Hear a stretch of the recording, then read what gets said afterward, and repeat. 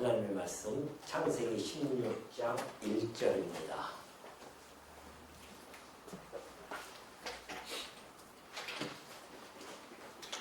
창세기 16장 1절.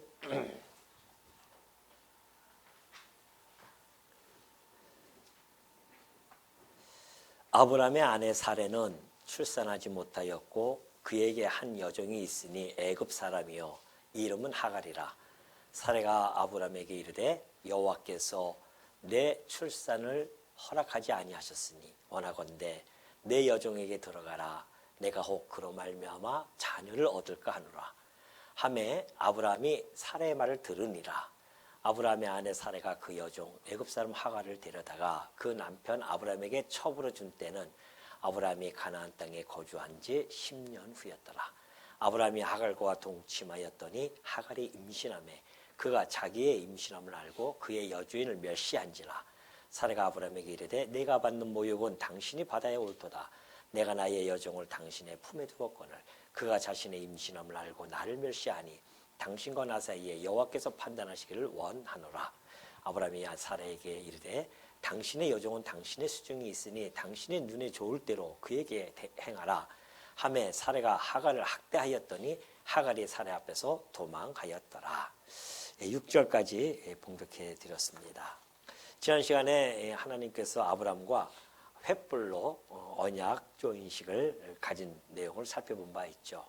하나님의 그 언약은 신실하시기 때문에 반드시 이루어집니다. 그럼에도 불구하고 아브라함에게 믿음을 허락하기 위해서는 직접 그 언약을 조인을 함으로 말미암아 하나님의 약속이 반드시 이루어진다는 사실을 그 아브라함에게 주지시키는 그러한 내용이 15장에 저희들이 살펴본 내용입니다. 자, 오늘 16장에 넘어가면요, 이제 아브라함의 아내 사레와의 이러한 대화라든가 또한 그 어떠한 행동의 결과 이런 것들을 6절까지 잘 보여주고 있는데요. 자, 아브라함이 처음 하나님으로부터 소명을 받은 데가 언제인지 아시죠? 자,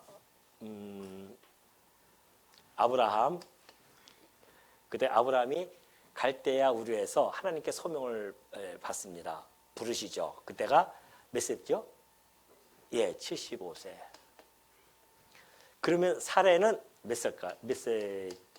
그때는 사레가 10살 어리죠. 그러니까 65세였었습니다. 이때가 이제 하나님께 소명을 받고 또 여기서 하나님의 언약을 받습니다. 언약의 내용은 여러분 잘 아시다시피 하나님께서 아브라함에게 후손이 생육하고 번성해서 많은 민족을 이루게 해주겠다라는 약속이 있었고요. 또 중간중간 계속해서 하늘의 별처럼 또는 바닷가의 모래알처럼 그 자손을 많게 해주겠다는 약속을 해줍니다.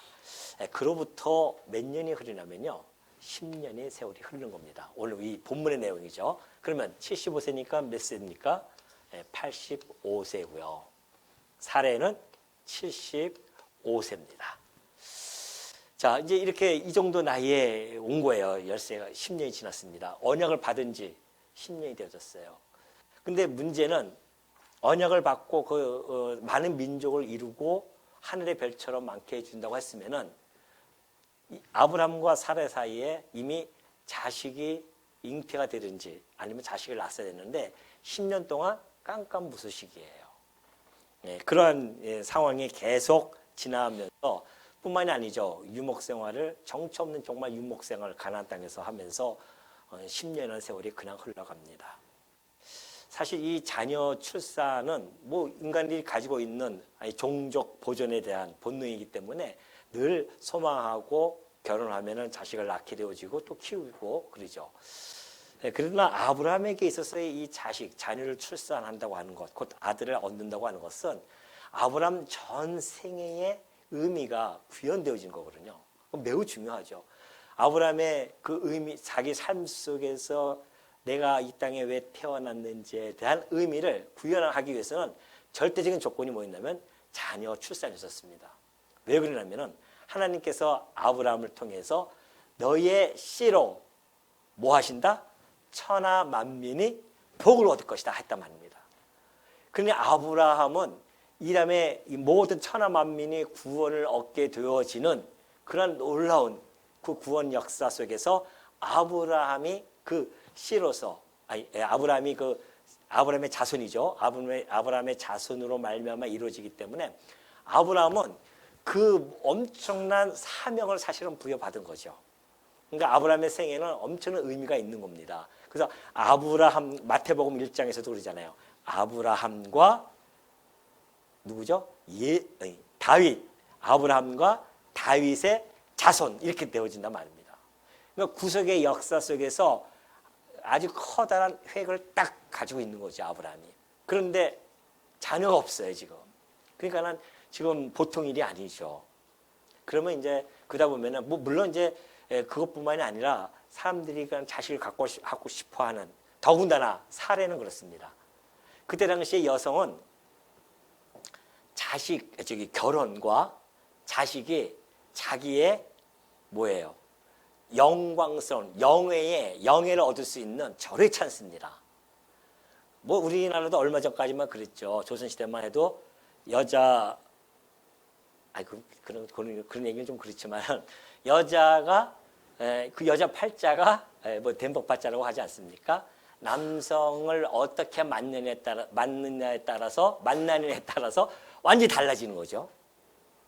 그러니까 지금 우리 아내들이 사실 후회하는 아내들이 참 많이 있지 않습니까? 지금 여기 얼굴 보면은 후회하는 빛이 하나도 없어요. 우리 성도님들은 아주 그냥 만족하죠. 왜? 만약에 성경을 몰랐으면, 하나님을 몰랐으면 아마 다들 그랬을 거예요. 내가 젊은 왼수 만나가지고서는 내 팔자가 이게 뭐냐고 그렇게 얘기할 수 있죠. 세상 사람들은 그렇게 하고 있습니다. 그러나 성도는 그러지 않잖아요.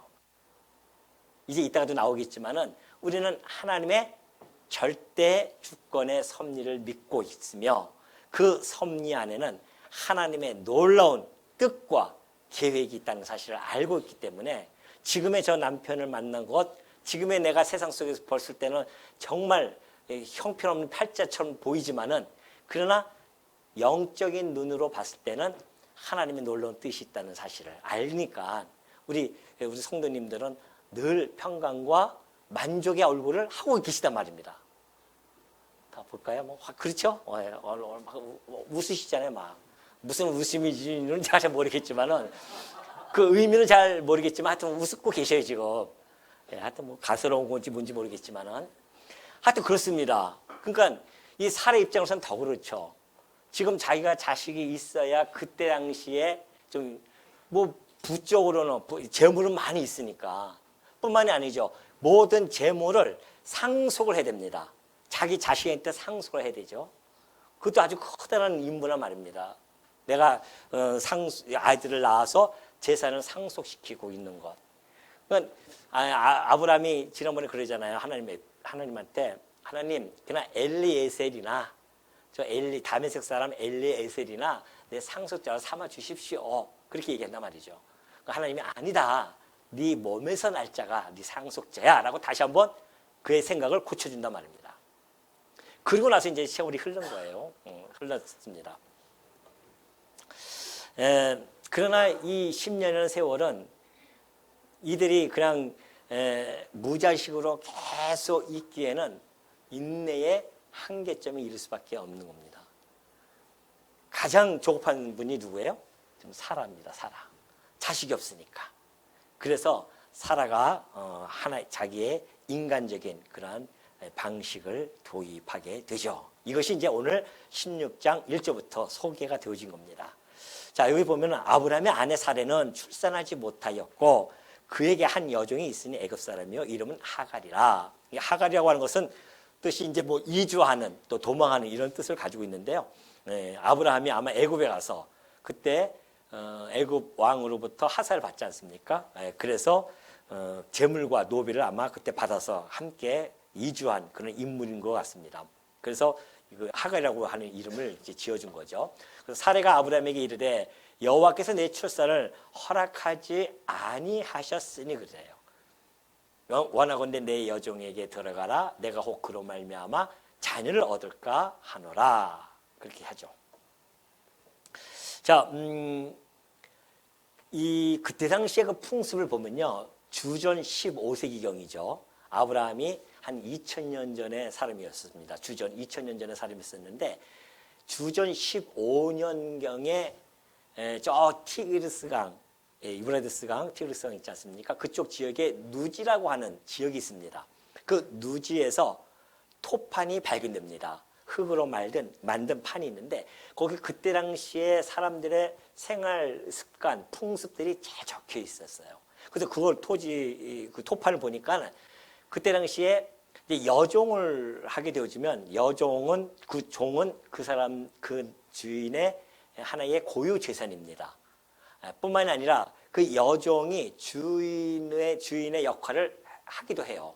그래서 만약에 주인이 아기를 임신하지 못하면 그 여종을 통해서 임신을 하고 아기를 낳으면 주인의 아들이 되어집니다. 그런 것들이 풍습에 있어요. 그러니까 이때 당시에 같은 그런 근동 지역이니까 왜 안 그러겠습니까? 그래서 아마 이러한 풍습에 의해서 지금 사례가 제한을 한 겁니다. 그때 당시에 만연되어진 풍습이에요. 인간적인 풍습입니다. 그래서 아브람도 엘리에셀을 갖다가 내세워서 상속자로 하는 것도 그때 당시에 그 풍습에 잘 기록이 되어져 있습니다. 그러니까 그건 자연스러운 거죠. 그 이후에 아브람의 손주였던 야곱도 그러지 않습니까? 야곱의 아내 라헬이 자식이 없으니까. 그래서 저 빌하, 자기 여종 빌하를 들여보내서 자식을 가지면 내가 내 자식으로 삼을 테니까 그렇게 해서 자식을 낳지 않습니까? 그것처럼 그때 당시에 뭐 만연한 풍습이니까 자연스러워요. 사례 입장으로서는 하나의 좋은 방법이 나온 거죠. 그러니까 아브라함은 그 얘기를 듣고 어차피 하나님께서 그때 당시는 사라의 몸을 통하여 난다고 약속 안 했기 때문에 너의 몸을 통해서 난다고 했으니까 그렇다고 한다면은 그 여종 하갈을 통해서도 하나님이 주실 수도 있겠다라고 생각이 들 수 있죠, 아브라함은.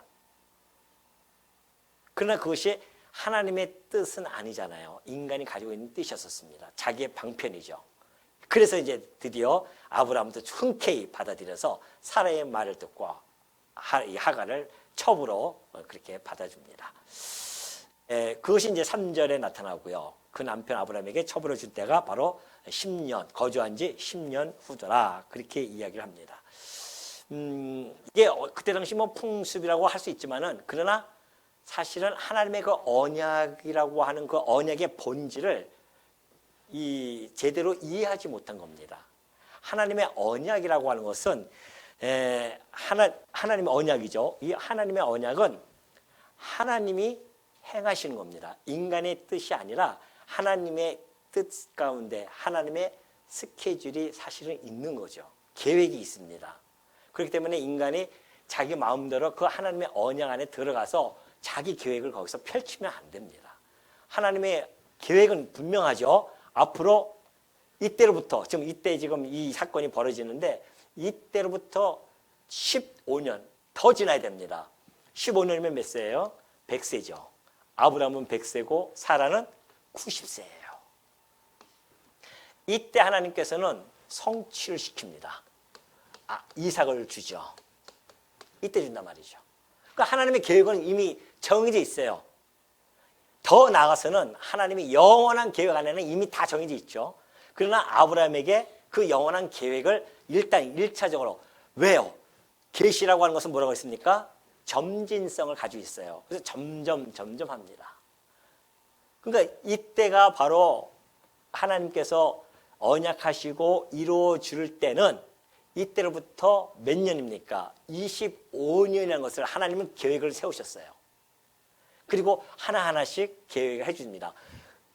근데 사실은 사라의 몸을 통해서 아기를 하나님께서 언약의 자손을 사라의 몸을 통해서 주신다고 하는 것은 이때 주셔요. 사실은 89세나 될 때에 약속을 해주십니다. 사라에게는. 그러니까 그 구체적으로 드러내는 약속, 이때부터 해서 구체적으로 드러나는 사건이 이 25년이라는 세월이 흘러요. 근데 문제는 이 성취의 때가 언제인지 몰라요, 인간은. 그러잖아요. 하나님이 해주면 얼마나 좋습니까? 이때는 가서 알려준단 말입니다. 거의 89세 때, 99세 때 하나님 나타나서 내년에 내가 너희 자식 주겠다. 이때 약속해 주거든요. 그러니까 이때까지는 25년의 세월을 하나님이 잠잠고 계십니다. 그게 무슨 때일까요, 이때가? 이때가 무슨 때일까요? 하나님이 언약하시고 언약이 이루어질 때까지의 그 때를 우리는 무슨 때라고 합니까? 하나님이 언약하셨으니까 일단 믿어야 될 거 아닙니까? 이게 믿음의 때입니다. 하나님께 25년 동안 믿음을 가지고 살아갈 때예요. 하나님은 언제 이룰지 모르잖아요. 그러니까 하나님의 믿음을 가지고 살아갑니다. 그러면서 동시에 인내하는 그런 때죠. 인내예요, 인내. 믿음을 가지고 인내를 해야 할 때입니다. 성도라고 하는 것은 그런 겁니다. 하나님의 약속을 부여잡으면 그것이 이루어질 때까지 믿음을 가져야 돼요. 이거 확고히 이루어진다. 확실히 이루어진다. 그 확고한 믿음을 가지고 그때부터는 인내하는 겁니다. 오늘 우리도 마찬가지잖아요. 우리 예수님이 이 땅에 오셔가지고서는 우리에게 언약을 해주셨어요. 나 다시 오마. 그리고 영원한 이 기업을 너희들에게 줄 것이다. 우리를 부활시켜서. 그 약속이 있어요. 지금 그때가 언제인지 몰라요. 이때 해놓고서는 벌써 몇 년이 지났어요, 지금. 여기는 25년뿐이 안 지났지만 우리의 때는 지금 언제입니까? 2000년이 지났어요. 그러니까 2000년 동안 오고 오는 모든 우리 성도들은 믿음의 때예요, 이때가. 믿음을 가지고 인내하면서 살아가는 겁니다. 우리 주님이 반드시 오실 거야. 우리 믿고 있잖아요. 그리고 주님이 우리에게 약속하신 영원한 그 기업에서 그리스도와 함께 왕노릇할 자들, 이 썩어지고 없어질 육체가 아니라 썩지 아니하고 없어지지 아니할 영원한 몸을 가지고 영원토록 7, 80년도 아니에요. 이 땅에 7, 80년 살기 힘들죠. 여기 이 하나님 주시는 이 나라에서는 7, 80년은 개념이 없어집니다. 영원성을 가지고 있기 때문에 시간적 초월이에요. 시간적 초월이면은 매일매일 그냥 여러분 지금 꿈꾸고 있는 거 가고 싶었죠, 지금 막. 때를 기다려야 된단 말입니다. 가고 싶다고 여기서 빨리 그냥 죽고 싶었다고 죽어버리면 되겠어요, 안 되겠어요? 안 되죠. 어떠한 고난이 온다 할지라도 우리의 주신 이 소망, 이 소망을 가지고 우리는 이 믿음을 가지고서는 살아가는 겁니다. 참고 견뎌내는 거예요. 아니 우리에게 주신 것이 어마어마할지언데 안 그래요? 이거 7, 80년 못 기다리겠습니까?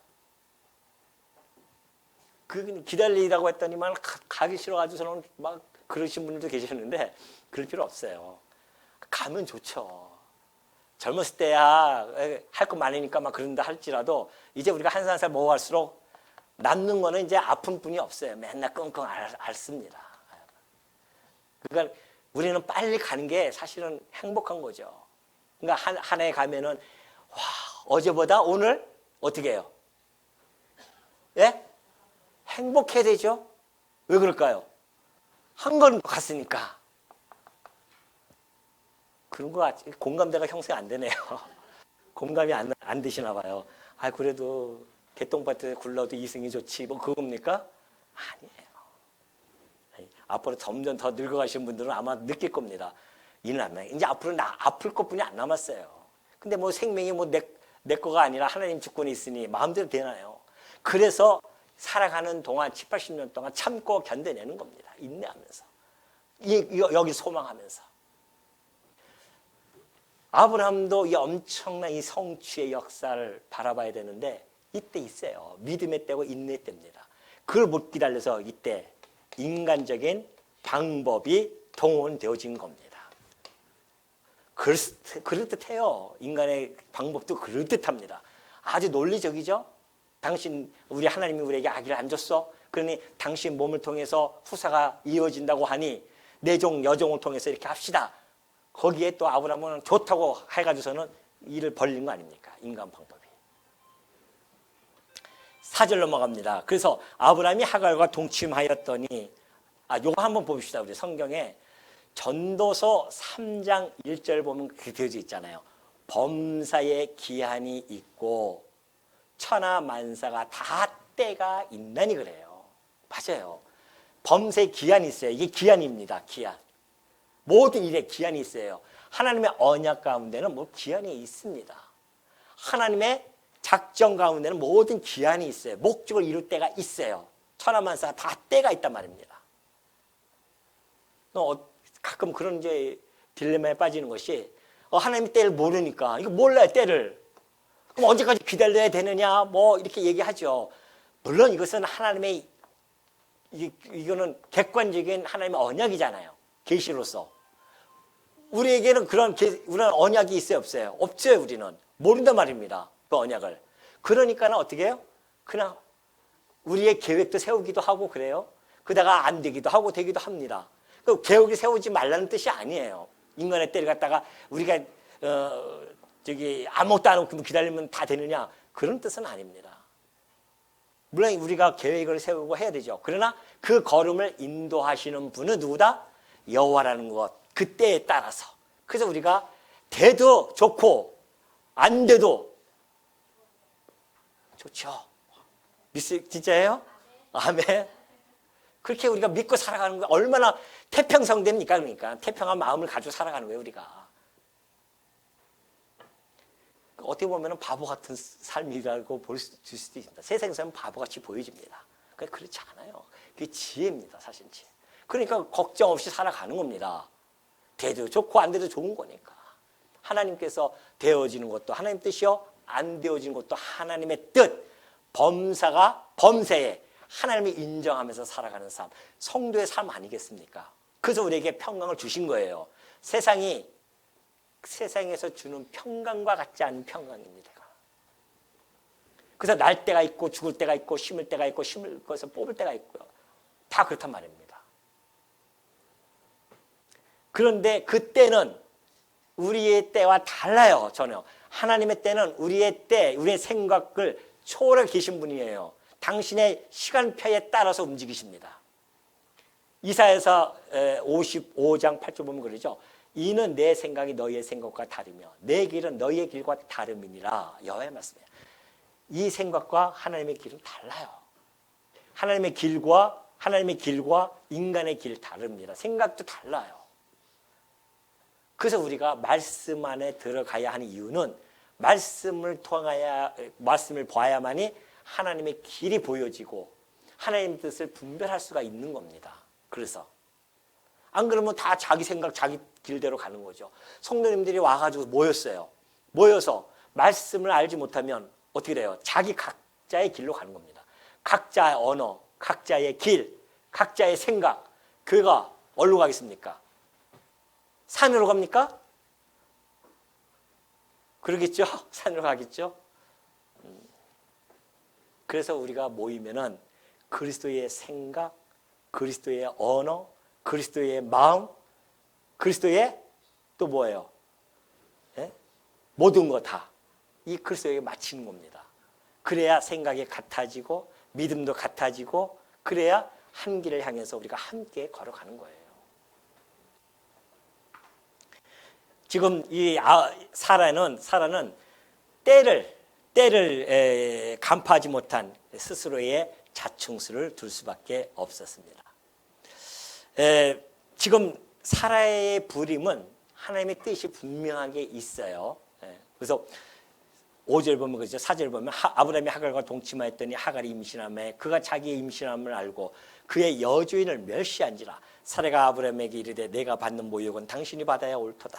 내가 나의 여종을 당신의 품에 두었거늘 그가 자기의 임신함을 알고 나를 멸시하니 당신과 나 사이에 여호와께서 판단하시기를 원하노라. 아브라함이 사라에게 이르되 당신의 여종은 당신의 수중에 있으니 당신의 눈에 좋을 대로 그에게 행하라 하며 사라가 하갈을 학대하였더니 하갈이 사라 앞에서 도망하였더라 그래요.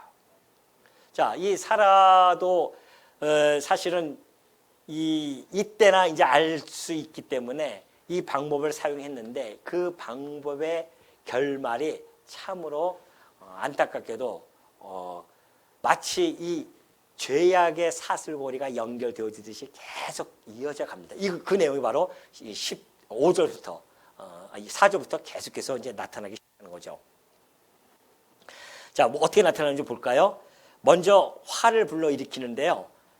아브라함의 하갈이 임신을 해요.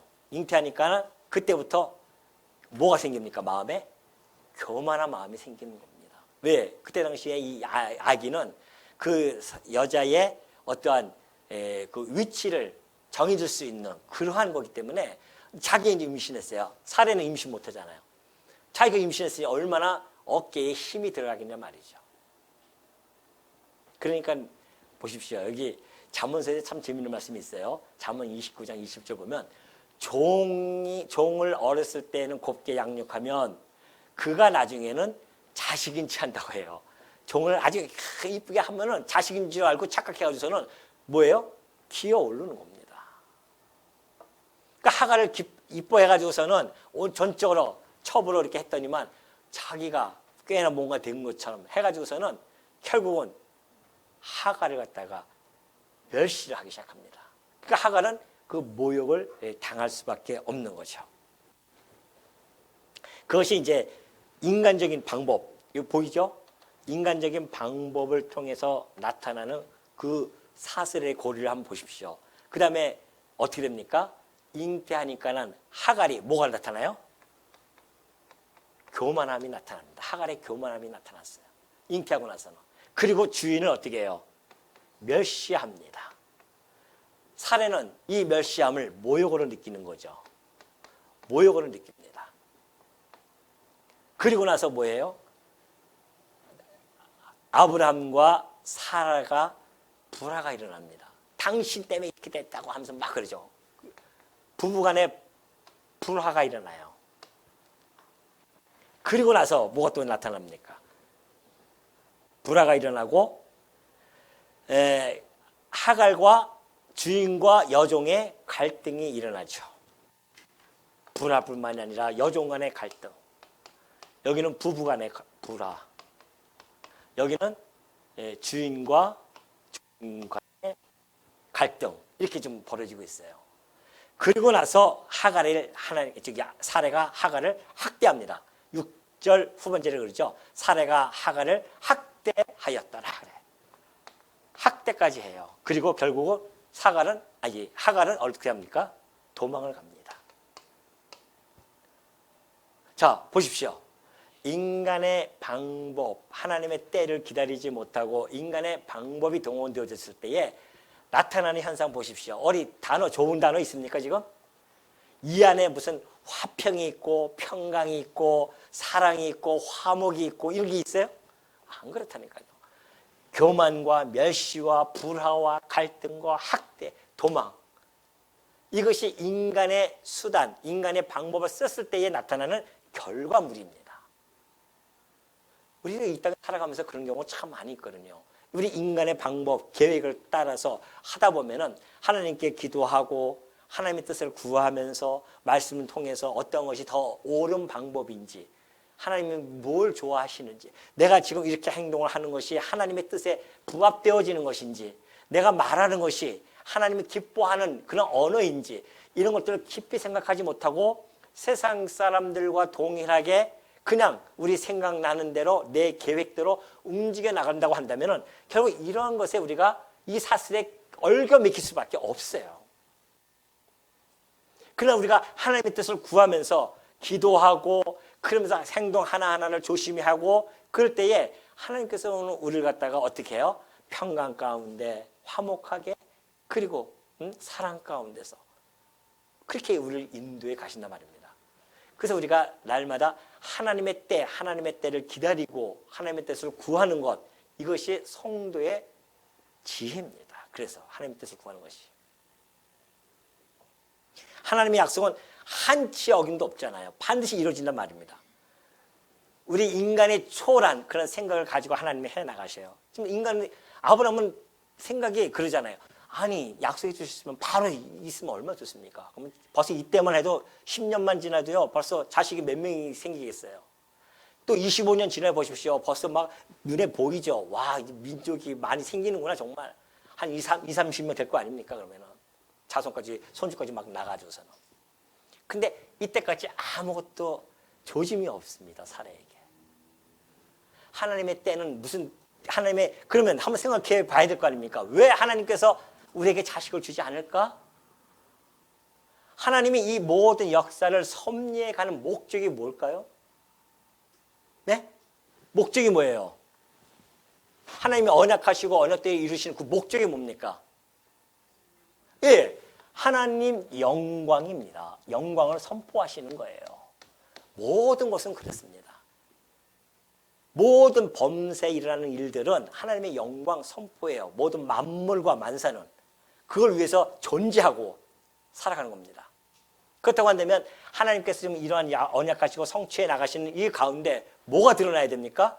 하나님의 영광이 드러나야 되죠. 그러면 하나님께서 당신이 언약하신 대로 이루어지기 때문에 만약에 이때에 자식을 낳으면 자기도 뭐 남녀간에 결혼해가지고서는 한참 살다 보면 자식이 생기니까 그렇게 해서 자식 생겼나 보다라고 생각하지 하나님의 약속, 하나님이 하셨다라고 인정을 하기가 쉽지가 않아요. 금방 잊어버립니다. 잊어버리죠. 하나님의 때는 언제까지예요? 하나님의 때가 언제까지입니까? 무슨 때? 무슨 때예요? 사라가 경수가 끊어지는 때까지 기다리신 거예요. 더 이상 임신할 수 없는 상태에 이를 때까지 하나님의 때는 기다리는 것입니다. 그래야 그 가운데서 임신해야 내 아기는 누구의? 하나님으로 하나님의 약속대로 그렇게 되어진 것입니다 하면서 뭐가 나옵니까? 하나님의 영광이 선포되어지고 그 영광을 찬송하는 거예요. 이것이 하나님의 섭리의 원리입니다. 성도들이 이걸 알고 있으니까 지혜로운 잘하는 거예요. 오늘 여러분이 살아가면서 여러 가지 어려움을 겪고 이런 일들이 그냥 뭐 세상 태어났으니까 힘들게 이렇게 살아가나 보다 그게 아니라니까요. 그래서 세상 사람들의 좁은 시야를 가지고 살아가는 편협되어진 표피적인 삶을 살아가는 모습이고 오늘 우리들에게는 하늘의 지혜를 주셨단 말입니다. 그렇다고 한다면 오늘 이 사건이 내 삶 속에서 나타나는 이 사건은 뭐예요? 내가 봤을 때 부정적이든 긍정적이든 간에 무슨 사건이다? 하나님의 영광이 선포되어지는 사건이다. 이걸로 우리는 맨 마지막으로 귀결되어지는 겁니다. 우리는 그걸 역사의 마지막 목적지, 종착지를 알고 있기 때문에 지금 현재의 사건에 대해서 해석의 끈을 가지고 있어요. 내가 이 사건이 어떻게 되어지든 간에 부정적으로 끝나든 간에 긍정적으로 끝나든 간에 뭐가 드러난다? 하나님의 영광이 마침내 드러날 거야. 그래서 그 과정 속에서는 나를 어떻게 해요? 나 되게 하시는 하나님. 당신의 백성답게 키워가시는 하나님. 그 과정 속에서. 그러니까 여러분의 목적이 빨리 목적을 수정하셔야 됩니다. 여러분 목적이 잘 먹고 잘 사는 것 이것이 목적이면 아무것도 못 배웁니다. 삶의 목적이 그게 아닌데 그래서 태어난 게 아닌데 우리는 그것이 만약에 왜 삶의 목적이라고 생각한다고 한다면 아마 이거 다 실패하셨죠. 뭐. 잘 먹고 잘 사는 사람은 얼마나 재벌들 얼마나 많이 있습니까? 근데 우리의 목적은 그거 아니란 말입니다. 내 삶을 통해서 하나님의 영광이 드러나는 거예요. 그러니까 우리가 그 목적을 가지고 살아가니까 내 비록 이 땅에서 별 볼 일 없는 사람으로 치부된다 할지라도 내 삶은 내 스스로가 가치로움을 느끼고 살아갈 수 있는 겁니다. 내 지금 현실이 어떠하든 간에 알아주든 안 알아주든 비참한 가운데 있다 할지라도 그 자체로서 하나님의 영광을 드러내는 가치로서의 도구로서의 가치가 있는 거죠. 이것이 성도의 삶에 대한 해석입니다. 그러니까 여러분 우리가 이 땅에 살아가면서 지금 이 하나님의 영광 선포라는 것을 목적을 최종적으로 두고 살아가기 때문에 지금 내게 어떤 일이 닥친다 할지라도 이것은 하나님의 영광 선포겠지. 그렇다고 한다면 나에게 또 하시려는 과정적인 것도 있고요. 목적도 있고요. 이건 궁극적인 목적, 과정적인 목적이 있습니다. 그 과정을 통해서 하나님의 영광을 발견하게 되어지는 것이고 그러니까 어떤 상황이 내게 온다 할지라도 하나님의 뜻을 구하면서 참고 견뎌내면서 한 걸음 한 걸음 나아갈 수 있는 것. 그것이 우리의 삶의 뭘 이 땅에 이루려고 하지 마시고 우리의 소망은 여기뿐이 없으니까 이걸 바라보면서 살아가는 겁니다. 그러니 오늘 이 아브라함과 사례처럼 자칫해가지고서는 인간 방법으로 쏙 빠져버리니까 이런 엄청난 결과가 도출되어지는 거 아닙니까? 우리 성도님들은 이 말씀을 잘 숙지하시면서 하나님의 때는 반드시 있는데 그때까지 기다리시고요.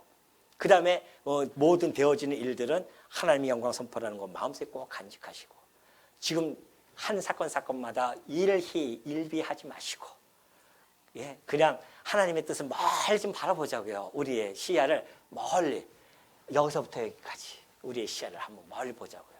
우리는 지금 우리 시야는 여기까지 있잖아요. 영원에서 영원으로의 시야를 우리가 넓힌 자들입니다. 그게 성도예요. 얼마나 멋있습니까? 하늘에서부터 오는 지혜를 가졌고 그 시야를 가진 자들이 이 땅에 살아가면서 순간순간 너무 괴로워하지 마시고 하나님이 주시는 것 만족해하면서 하루하루 살아가시는 지혜종들 되어주시기를